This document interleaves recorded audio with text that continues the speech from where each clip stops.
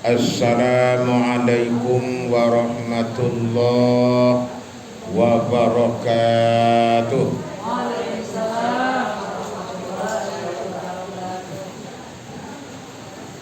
Alhamdulillahilladzi allafa bil islami bainal qulubil mu'minin wa awjaba ittihaja wa harrama tafarruqa fi kitabihil mubin. Allahumma salli wa sallim ala hadzal nabiyil karim war rasulil azim Muhammadin wa ala alihi wa ashabihi Rasulillahi ajma'in.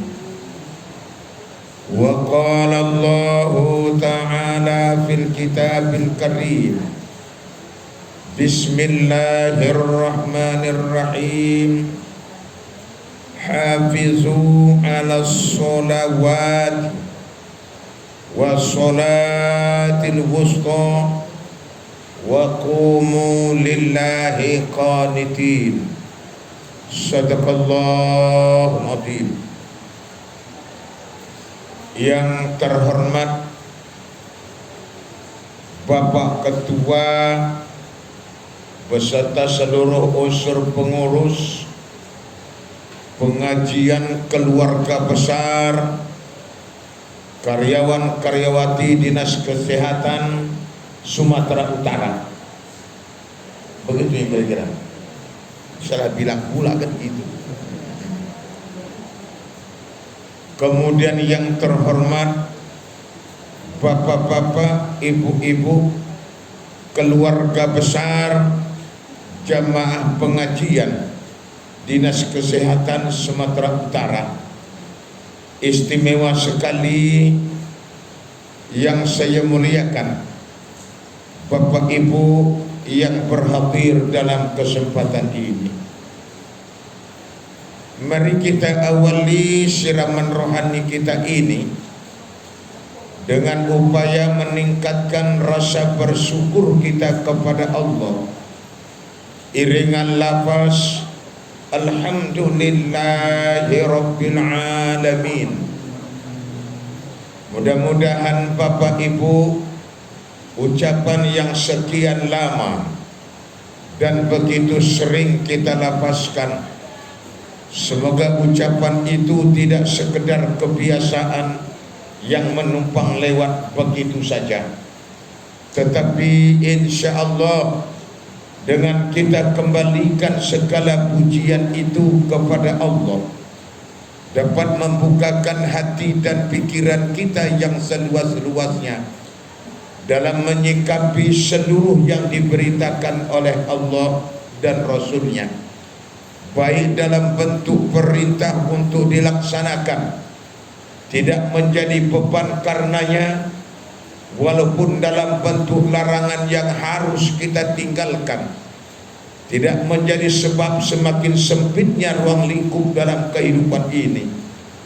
Justru Bapak Ibu, seluruh yang diinformasikan oleh Allah dan Rasul itu merupakan bentuk sifat Rahman dan Rahimnya Allah kepada hambanya, agar kita hambanya ini selamat dunia sampai akhirat kelak nantinya. Semoga kita tergolong di dalamnya. Amin ya rabbal alamin. Macam kurang semangatnya kita mengaminkannya lagi. Apa gara-gara masker itu berat saya? Oh, pengaruh hujan ini pun ada juga ini, iya. Selawat dan salam kepada Rasulullah Muhammad sallallahu alaihi wasallam. Allahumma salli wa sallim wa barik alaihi. Mudah-mudahan Bapak Ibu, kita golongan umatnya yang sesungguhnya berupaya untuk mentauladani kepribadian Rasulullah. Yang pertama, kita berusaha menjadi orang yang berguna bermanfaat kepada orang lain. Rasul disebutkan oleh Allah rahmatan lil alamin. Yang kedua, Rasul adalah uswatun hasanah. Kita pun berusaha menjadi orang yang baik, menjadi contoh tauladan yang baik kepada orang lain. Dengan kriteria yang dua macam ini menunjukkan seseorang itu adalah umatnya Rasulullah Muhammad sallallahu alaihi wasallam. Semoga kita tergolong di dalamnya. Amin ya rabbal alamin. Kalau sudah semoga, tengok aja ujungnya, Bu. Kalau baik diaminkan. Tapi kalau nggak baik jangan diaminkan.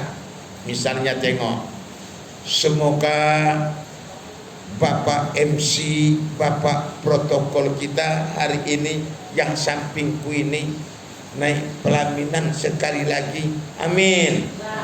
Oh, itu jangan. Jangan. Walaupun Bapak kira-kira mau apa enggak. Udah tahu aku jawabannya itu. Udah tahu aku jawabannya itu, ya. Nah, kita lanjut. Bapak-bapak, ibu-ibu, keluarga besar jemaah pengajian Dinas Kesehatan Sumatera Utara yang dirahmati Allah. Ini barangkali kali yang pertama kita bertemu. Ibu-ibu ini sebelum ini ada yang sudah pernah nengok saya. Baru ini. Ibu pun baru ini juga. Kalau begitu pandanglah sepuas hati ibu itu.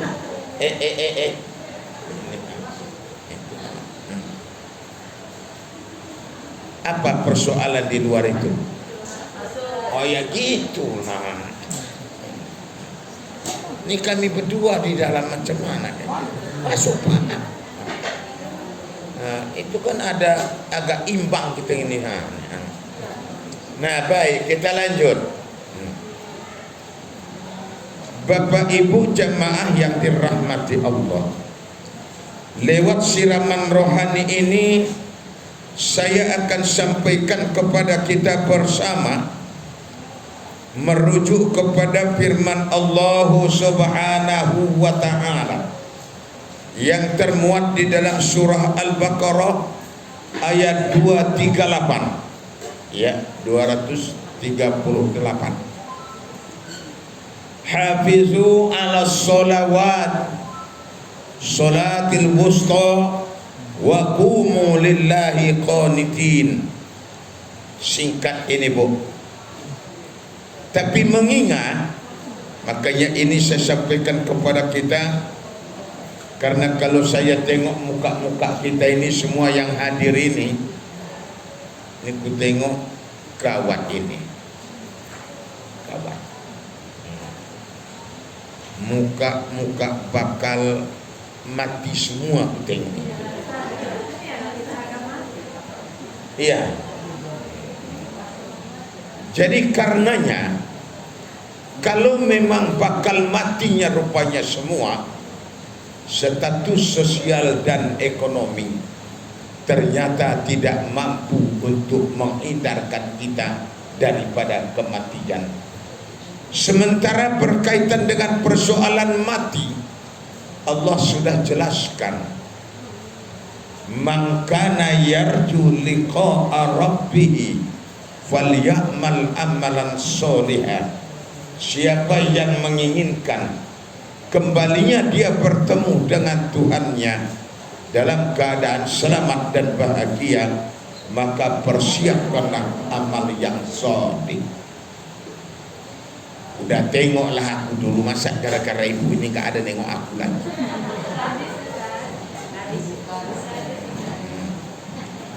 Tengok aku. Ini kan barusan tadi dibilang baru ini nengok saya Pak kan. Jadi kok nggak mau nengoknya ini kan. Nah, baik. Amal ibadah. Persiapkanlah amal ibadah. Sekarang kalau mau kita merenung dan berpikir, kira-kira Bapak Ibu yang menyita waktu, tenaga dan pikiran mulai dari bangun tidur sampai tidur kembali, mana lebih banyak kita direpotkan, disibukkan urusan keduniaan atau urusan ibadah? Coba ibu dulu macam mana? Dunia. Ibu ini jujur, makanya ibu ini kutanya. Jujur. Dunia bu ya. Ya Allah.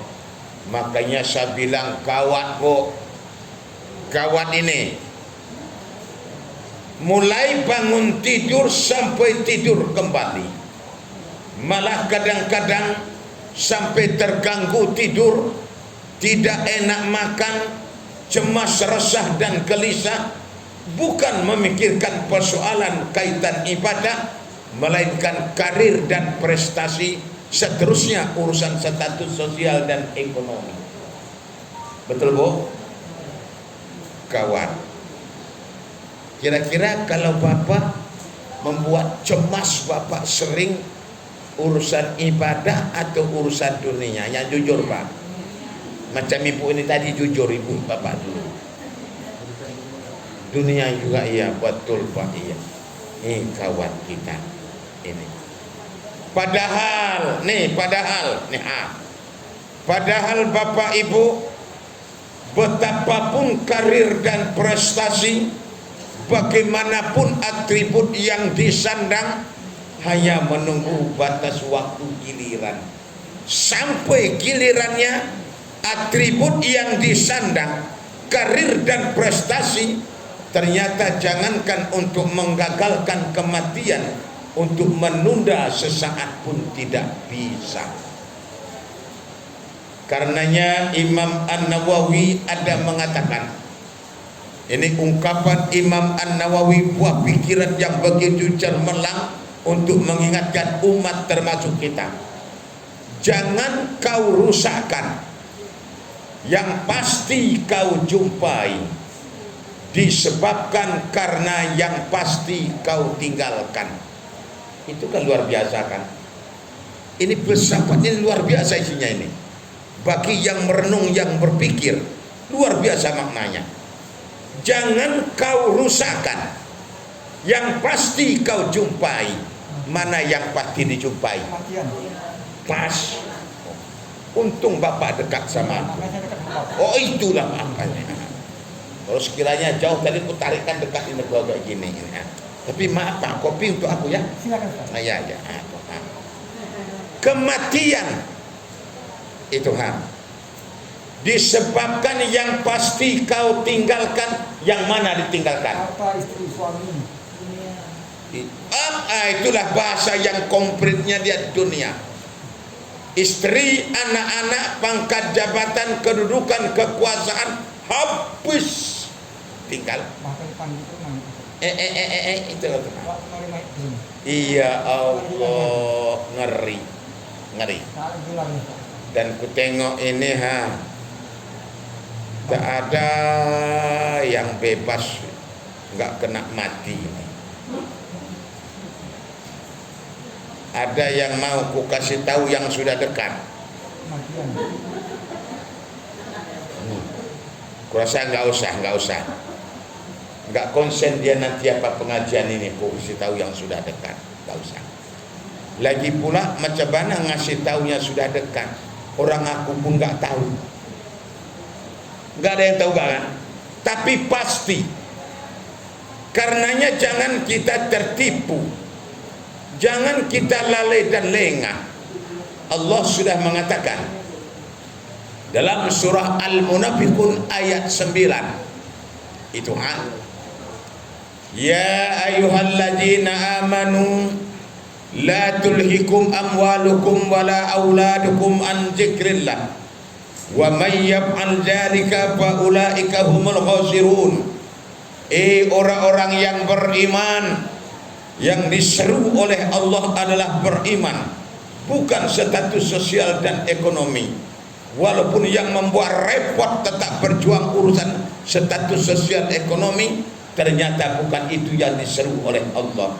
Tapi hai orang-orang yang beriman, kau jangan dilalaikan, kau jangan dilengahkan Kau jangan tertipu karena urusan harta benda, urusan status sosial, urusan ekonomi anak cucu dari mengingat aku, kata Allah.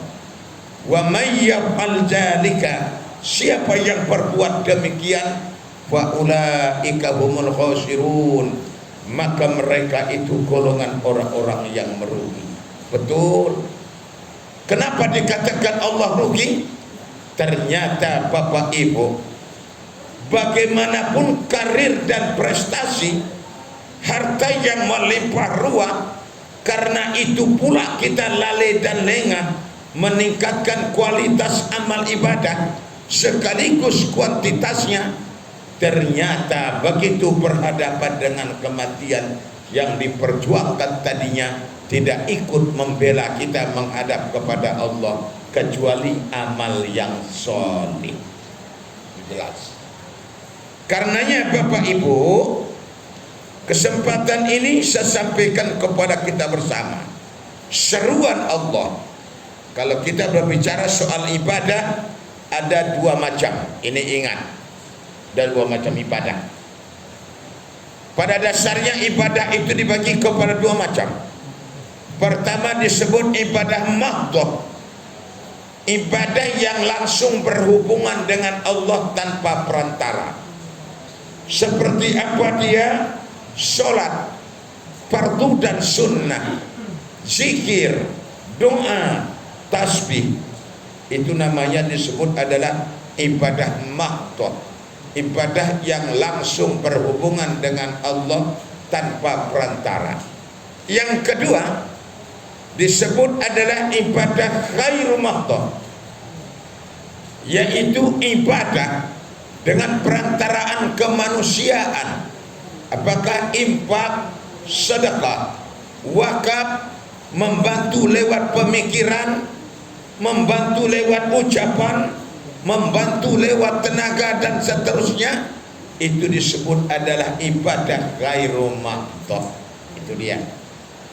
Nah Bapak Ibu, keluarga besar jemaah pengajian dinas kesehatan yang dirahmati Allah, untuk saat ini kita akan kemukakan di antara ibadah ini mana yang menjadi ibadah pokok, mahdhah dan ghairu mahdhah, yang mana yang menjadi sandaran seluruh ibadah-ibadah yang lainnya.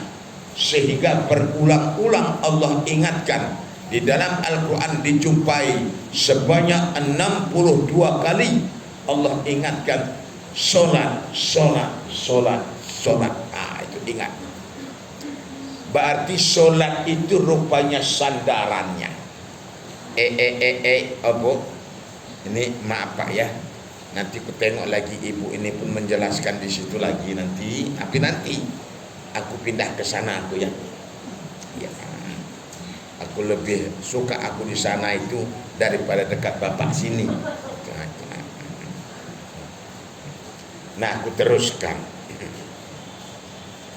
Cuma yang ditakutkan ibu itu yang nggak suka kalau aku ke situ, itu pula persoalannya. Nah, sampai lupa aku nak sampai mana tadi Pak? Iya, mahdhah dan ghairu mahdhah. Jadi mana ibadah pokok?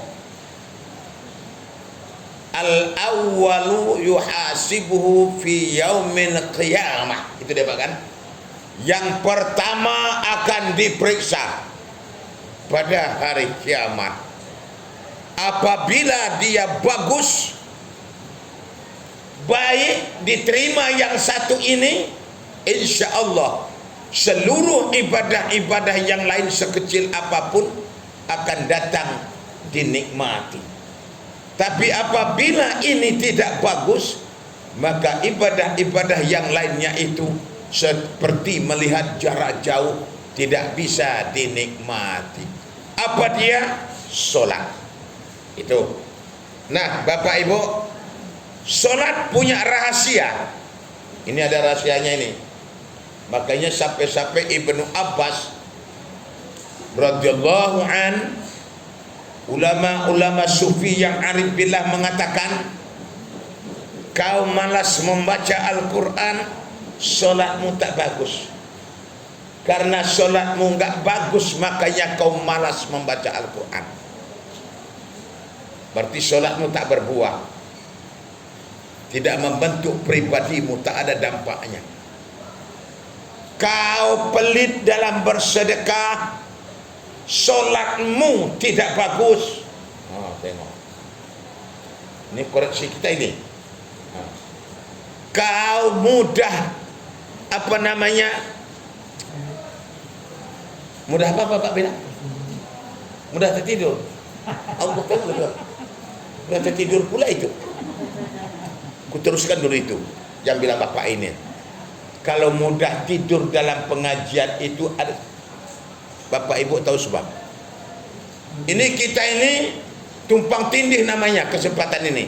Ada dua masalah yang tidak kita temukan di tempat yang lain. Mana dia? Musola sebutannya adalah Baitullah, rumahnya Allah. Makanya memasuki musola ini, memasuki masjid ini, melewati pintu itu ada tata tertibnya, ada doanya. Langkahkan kaki kanan melewati pintu. Allahumma ftahli abwabar rahmatik, karena ruangan ini adalah ruangan yang dipenuhi dengan rahmatnya Allah. Itu makanya asal masuk ke musola, masuk ke masjid, di rumah tempat tidur begitu cantik, spring bed yang paling mahal, pakai bantal guling lagi, sebelah kanan tangan kena ke lambung suami, sebelah kiri kena ke bantal guling, tapi sampai jam 3 payah tidurnya. Tapi giliran di rumah Allah sedang pengajian, bising lagi ustadznya berceramah, nyenyak dia tertidur. Ada orangnya, ada itu. Kena rahmat tadi itu. Karena begini dia modelnya. Kalau memang dia rasanya kena kali sama dia, kajian itu rasanya meresap, ngangguknya aku tahu. Karena kan kerjaanku kayak gini tiap hari. Ini jam 2 nanti sudah di Jalan Bilal aku lagi. Nanti malam sudah ada lagi. Tadi malam sudah Jalan Ampera di Bandar Selamat, Masjid Al-Islahiyah. Terus-terusan saya berputar begini modelnya. Jadi orang yang karena memang meresap, tahu apa ya gaya ngangguknya itu gini. Itu kena berarti itu. Terasa itu. Tapi ada tingkat tinggi. Itu bagaimana? Ini kayak gini.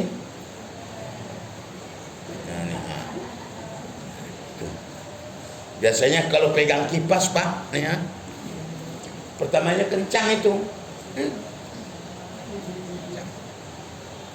Lama-lama makin pelan. Ulangi kencang lagi. Iya, aku udah hafal aku itu. Orang model itu terusannya dihadapi. Itu. Nah, alhamdulillah, itulah. Yang kedua, makanya ini tumpang tindih namanya. Majelis taklim itu adalah raudhah. Siapa yang ingin masuk ke majelis taklim, dia adalah memasuki raudhah, bagian tamannya surga, jaminan Rasulullah itu. Tapi ada juga yang lebih suka dia ke tempat yang lain daripada jaminan Allah dan Rasul itu. Balik kepada panggilan yang di sininya. Nah, kita teruskan. Ibu kok nggak diingatkan? Aku minum ya kali ya. Minum sendiri lah jadinya kalau kayak gini. Teh manis ini untuk Bapak ya? Ini 2 tadi nih. Aneh ha. Nggak sampai hati aku. Enggak, jangan kayak gitu. Bapak ada doa tolak rezeki rupanya. Aku ini kopi. Puasa ya, alhamdulillah kalau begitu. Puasa Pak ini alhamdulillah. Ya. Aku minumkan sedikit dulu.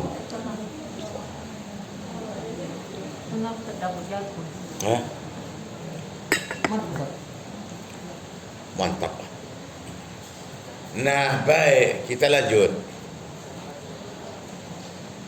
Nah, Bapak Ibu, ibadah mahdhah yang pertama yang akan diperiksa apabila dia ibadahnya ini baik, maka seluruh ibadah sekecil apapun sampai senyum ikhlasmu itu pun adalah ibadah, merupakan sedekah, akan kau jumpai balasan daripada Allah setelah ibadah solatnya ini bagus. Kalau ibadah solatnya ini yang tidak bagus, sekalipun puluhan masjid yang sudah ia bangun, sama artinya dia melihat jarak jauh istana yang megah ia bangun, tapi dia berjemur, tidak punya tempat berteduh. Masjid itu apa namanya, bangunan tadi, istana yang megah itu ditunjukkan, itu sebenarnya kau yang punya.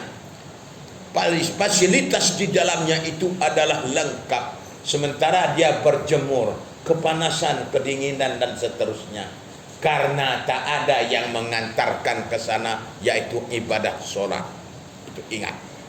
Makanya Allah mengatakan dalam surah Al-Baqarah 238, hafizu ala sholawat, peliharalah, perbaikilah, tingkatkanlah ibadah sholatmu. Saya bikin, ini tengok, ibu mulai menghafal bacaan sholat itu usia berapa dulunya, Bu? Waktu anak-anak kelas 4 SD atau kelas 4 min gitulah, sudah hafal kita bacaan sholat itu tuh, ya kan? Nah, ya kan aja lah biar lempengnya udah. Nah, mulai anak-anak sampai sekarang ini, setiap kita sholat itu kita baca.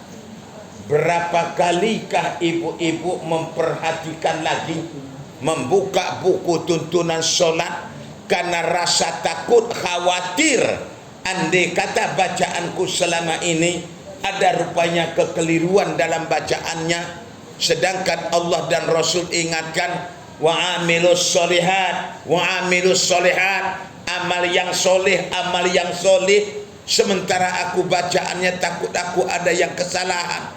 Bapak ibu periksa balik lagi bacaan itu, berapa kali, 2 kali periksa lagi. Jujur aja lah, kan betul Pak kan? Itu. Enggak diperiksa, enggak diulang lagi. Dipadatkan bacaan, hafalan pada waktu anak-anak najolo, aso boto hamu. Itu dia. Yang dihafal waktu anak-anak dulu, enggak diperiksa balik, sedangkan berulang-ulang dalam Al-Quran itu berkaitan dengan persoalan sholat 62 kali diulangi oleh Allah, wa amilus solihat, wa amilus solihat, amal yang soleh. Tengok, insya Allah. Apalagi kalau macam kita ini kan membaca tuh enaknya kadang-kadang terpengaruh kebiasaan, seperti membaca tahiyat misalnya, at-tahiyatul, itu enaknya salah, hanya itu nggak mati. Sempurnakan ta'at ta'nisnya ini, at-tahiyatul. Begitu banyak persoalan-persoalan yang tidak tertutup kemungkinan kesalahan, kekeliruan kita di dalam melaksanakan ibadah. Kenapa nggak diperbaiki? Lale dan lengah. Tapi coba kalau urusan keduniaan itu, ya Allah, bedaan saja Bu, bedaan, tengok aku bikin ini bedaan. Kenapa kok nggak kayak gini aja ke bedaan itu? Selesai, kenapa? Nggak kayak gitu, sampai pakai kotak-kotak, aku tengok tempatnya, sampai pakai kuas. Ada kuasnya kecil, bapak tengok kayak gitu. ada kuasnya kecil ya. Poleskan sini, poleskan ini sedikit, cocok sini. Sampai nengok kaca pun, nengok cermin itu bukannya lempang ke depan kayak gini, sampai miring. Namanya gini. Ya Allah. Dunia tidak salah, tidak, bagus. Al-Islamul Jamil, Islam itu indah dan cantik. Al-Islamu tahur, Islam itu suci dan bersih. Karena kesemuanya itu adalah bagian daripada iman. Tapi dunia, kenapa ibadah tadi lalai-ladainya? Upaya untuk meningkatkannya tidak teringat. Itu baru bacaan, itu baru bacaan. Apalagi lah Bapak Ibu sampai kepada keinginan memahami makna yang kita baca. Karena jelas dan tegas Rasulullah mengatakan menuju amal yang soleh itu ada 4 syarat. Apa dia? Pertama iman, kedua ilmu, ketiga amal dikerjakan, keempat adalah ikhlas. 4 ini syarat menuju amal yang soleh. Persoalan sekarang adalah berkaitan dengan ilmu. Iman, ilmu. Amal tidak akan sampai kepada amal yang soleh kalau tidak disertai dengan ilmu. Terbukti. Nih tengok. Kira-kira Bapak Ibu, kalau pagi-pagi ini kita adakan uji coba berkaitan dengan masalah solat, merupakan tiang agama, berkaitan dengan masalah solat merupakan induk dari seluruh amal ibadah. Bahkan solat itu sendiri menjadi pembeda, menjadi tolak ukur seseorang itu dikatakan mukmin atau kafir. Man taraka solat faqad kafara jiharan. Itu dia. Sekiranya kita adakan misalnya begini, doa bacaan, lapas bacaan, duduk antara 2 sujud, disebut adalah duduk iftiras. Ada 8 itu Bu, ada 8 kan? Rabbil firli warhamni wajburni warfa'ni warjukni wahdini wa'afini wa'fu'ani. 8 macam. 8 macam ini. Ini sejak anak-anak tadi sudah kita sepakati, sudah kita hafal ini. Sekiranya saat ini kita adakan uji coba, siapa yang tidak tahu artinya yang 8 macam ini, berdiri. Kira-kira menurut Bapak ada separuh berdiri nih? Jangan-jangan lebih Pak ya? Lebih tadi? Atau kita adakan uji coba langsung? Sudah banyak mulai pucat. Sudah mulai pucat. Yang 8 macam itu sejak anak-anak. Setiap sholat, setiap duduk antara 2 sujud, Rabbil firli warhamni wajburni warfa'ni warzuqni wahdini wa'afini wa'fu'anni. 8 macam. Siapa yang tidak tahu artinya, berdiri. Lebih separuh ini berdiri, sudah jamin.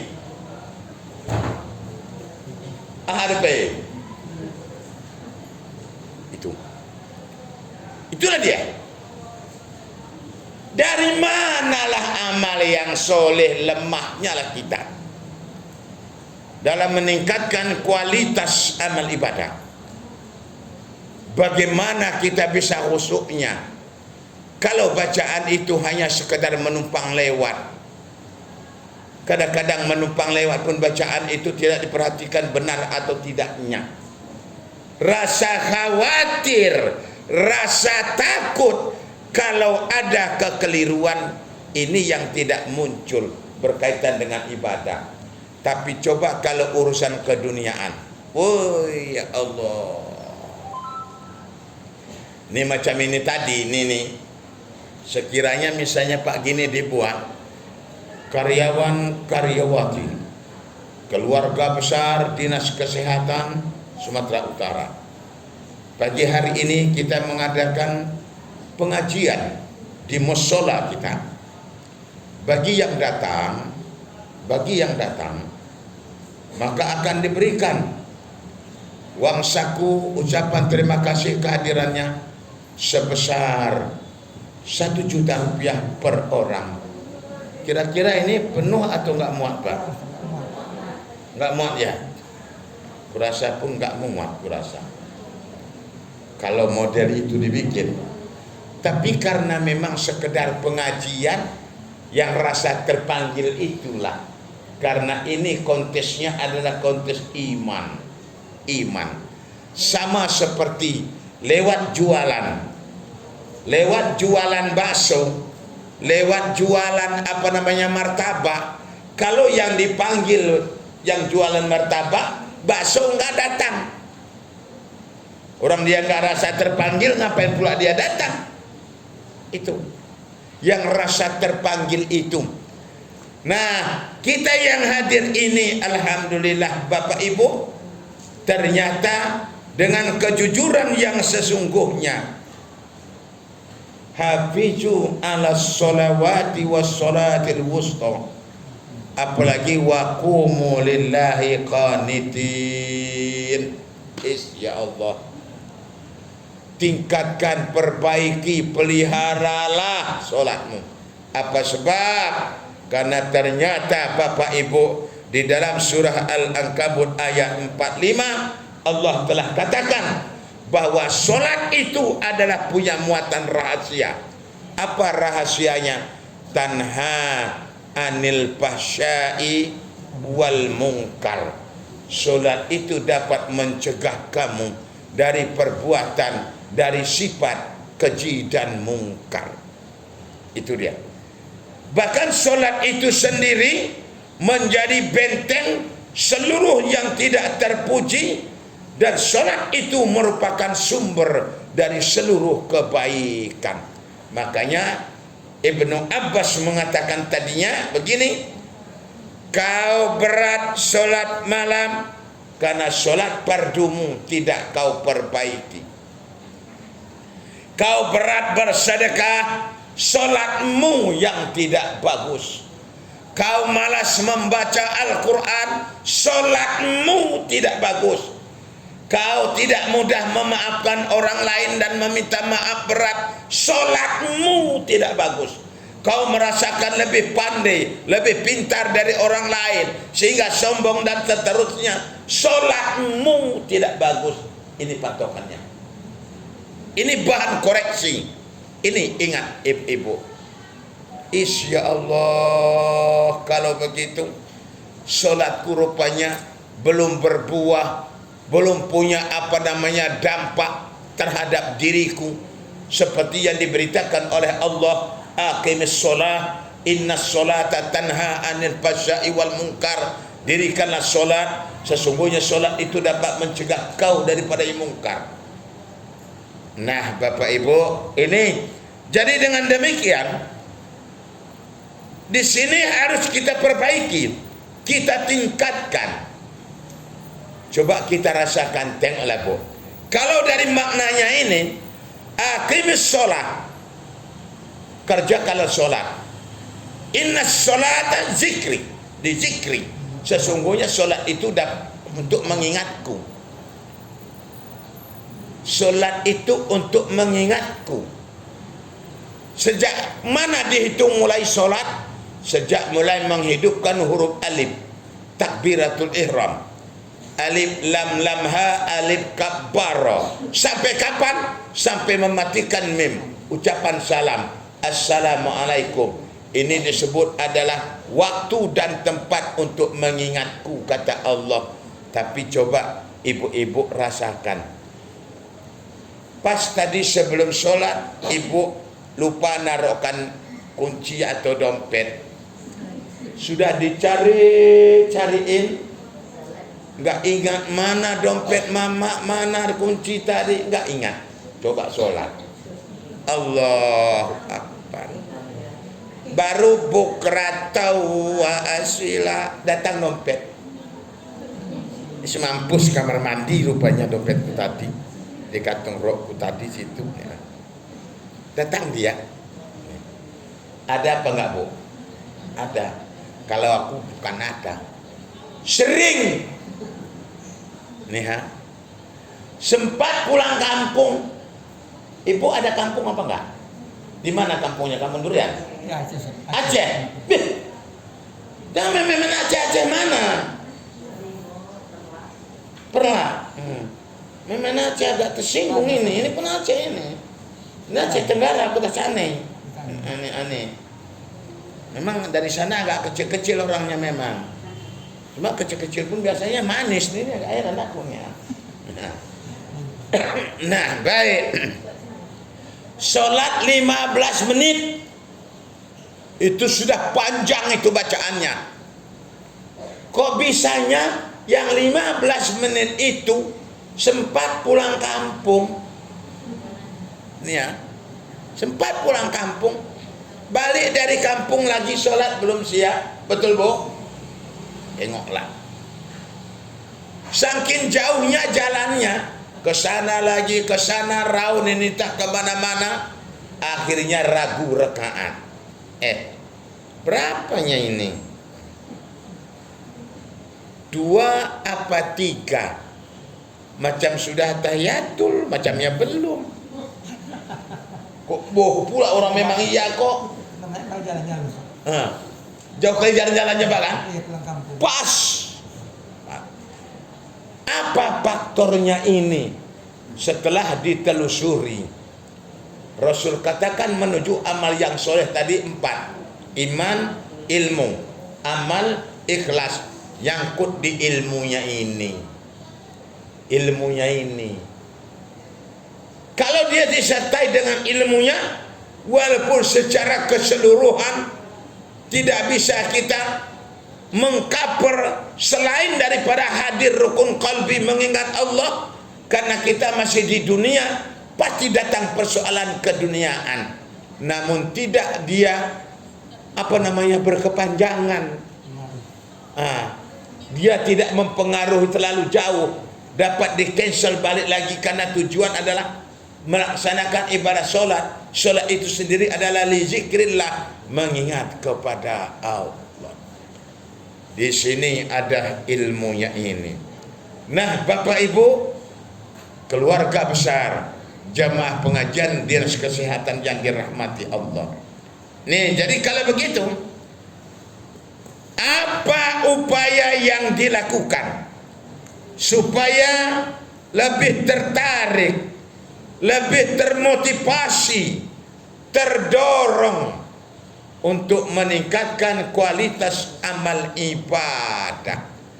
Padahal kita sepakat, aku kepingin sebetulnya seperti itu, tapi kenapa aku berat mengerjakannya? Betul?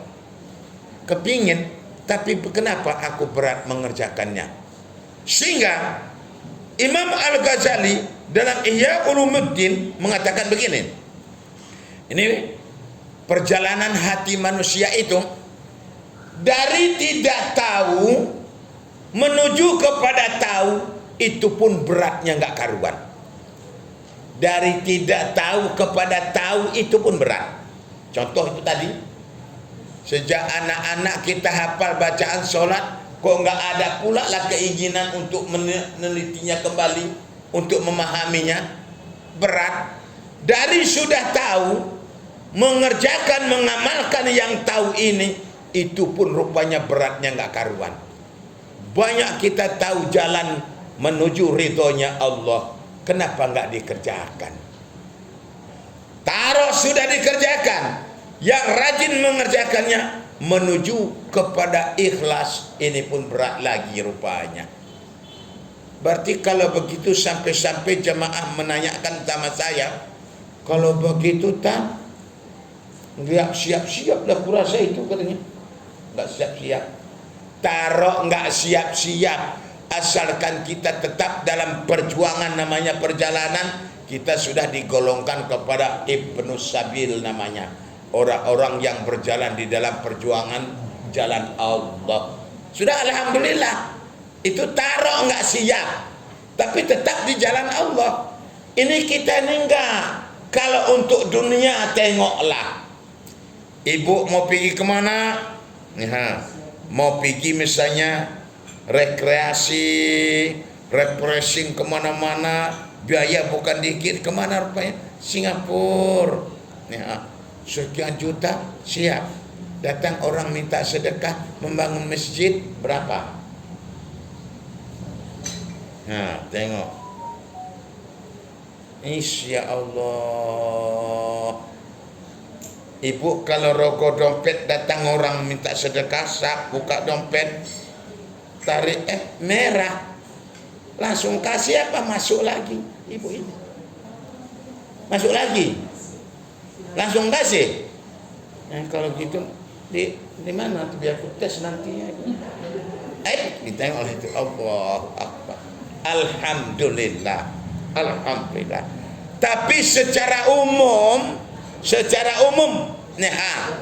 tak tarik merah masuk, tarik lagi agak biru tua masuk lagi, tarik biru agak buram-buram agak 2000 baru lancar. Itu tengok. Padahal in ahsantum li anfusikum wa in asatum falaha. Baik yang kau lakukan itu kebaikan untuk dirimu, buruk yang kau lakukan itu keburukan yang akan kau nikmati sendiri. Jelas itu. Jadi karenanya upaya apa yang harus kita lakukan, Bapak Ibu? Nih penutupnya, waktu sudah ya. Apa yang kita lakukan? Rupanya ada rahasia, Bu. Rahasia,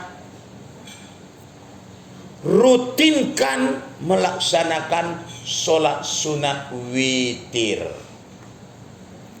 Tuh. Rutinkan melaksanakan sholat sunat witir. Witir, apakah dikerjakan sebelum tidur, sesudah isya, karena khawatir nanti tak terbangun sampai masuk waktu subuh? Boleh. Kalau memang yakin dia aku bangun sebelum waktu subuh, situ lebih baik dilaksanakan. Bisa kita tambahkan lagi dengan ibadah yang lainnya, kan begitu. Nah, apa rahasianya di sini, Bapak Ibu? Tengok, sujud yang terakhir setelah membaca tasbih 3 kali, Subhana rabbiyal a'la wa bihamdi. Ketika itu mohonkan lewat hatimu kepada Allah. Kau merasakan berhadapan, sampai-sampai kata Rasulullah seolah-olah kau melihatnya. Karena kau tak mampu melihat, kau yakin keadaanmu dilihat oleh Allah. Yang kau mintakan Allah dengar. Ketulusan kesungguhan hatimu Allah tahu, mintakanlah. Tumbuhkanlah ya Allah dalam hatiku kenikmatan dalam beribadah. Tumbuhkanlah dalam pikiranku ya Allah kegembiraan dan kebahagiaan dalam beribadah, sebagaimana yang Kau berikan kepada hamba-hambamu yang Kau kehendaki. Insya Allah lakukan terus, akan datang semangat kita ingin meningkatkan ibadah itu, merasa rugi kesempatan ibadah yang tidak diisi. Itu dia. Seperti apa misalnya? Duha. Sudah mulai asa waktu duha, lewat misalnya nggak diisinya, dia sudah datang rasa rugi, rasa kesal dan kecewa. Andai kata ini duha terakhir bagiku, tidak aku isi, berarti aku orang yang merugi kembali kepada Allah. Karena duha besok tak ada jaminan. Aku jumpa lagi dengan duha besok atau inikah terakhir, jawabannya hanya ada dalam ilmunya Allah Subhanahu wa ta'ala. Itu dia. Sudah mulai rasa rugi, kesempatan ibadah nggak dikerjakan, berarti berbuah sudah sunat witirnya. 1 rakaat boleh, 3 rakaat boleh, 5 rakaat boleh, 7 rakaat boleh, 9 rakaat pun boleh. Nah itu. Biasanya ibu milih lebih banyak apa milih lebih dikit? Lebih dikit bu. Oh. 3. Ada juga aku tengok 3 apa 1? 1 aja lah tat katanya. Sekiranya ada separuh macam mana? Separuh itu aja mah aku katanya. Tuh. Sekiranya ada separuh, cuma karena nggak ada separuh, 1 terakhir, 1 pun boleh. Yang parah yang nggak 1 pun itu yang masalahnya. Nah baik, jadi saya kira Pak ya, kalau mengingat waktu kita nih sudah dapat kita padakan sampai di sini. Alhamdulillah, apa yang menjadi hajat dan tujuan kita pagi hari ini dengan Rahman dan Rahim ya Allah telah dapat kita laksanakan, dengan harapan tidak mendapat sesuatu kekurangan di dalamnya, melainkan menjadi pemupuk keimanan untuk meningkatkan kualitas amal ibadah dan sekaligus kuantitasnya, sehingga kita terhindar dari golongan orang-orang yang menyesal, merugi pada saat penyesalan yang tidak ada gunanya lagi. Terima kasih atas segala perhatian, mohon maaf atas segala kekurangan. Ilal liqa ma'assalamah, billahi taufiq wal hidayah. Wassalamualaikum warahmatullahi wabarakatuh. Waalaikumsalam warahmatullahi wabarakatuh. A'udzu billahi minasy syaithanir rajim. Bismillahirrahmanirrahim. Alhamdulillahi rabbil alamin. Wassalatu wassalamu ala asyrafil anbiya'i wal mursalin wa ala alihi wa ashabihi rasulillahi ajma'in. Allahumma syahal umurana umurad dunya waddin wa akhtim lana biha minka ajma'in. Allahumma ansurna nasran ajizan waftalana fanham mubina warzuqna kamalal mutaba'atina fi sihatina wa afiyah wa salamah. Irhamna ya Allah, anta khairur rahimin. Allahumma ighfir lana dhunubana wa liwalidayna warhamhuma kama rabbayana saghira wa li jami'il muslimina wal muslimat wal mu'minina wal mu'minat ya arhamar rahimin. Allahumma khtim alaina bi husnil khatimah wa la takhtim alaina bi su'il khatimah. Rabbana atina fid dunya hasanah wa fil akhirati hasanatan wa qina adzaban nar. Wa sallallahu ala Muhammadin wa ala alihi wa sahbihi ajma'in. Subhana rabbika rabbil izzati amma yasifun wa salamun alal mursalin walhamdulillahi rabbil alamin. Astaghfirullahaladzim. Taqabbalallahu minkum minna wa minkum taqabbal ya karim.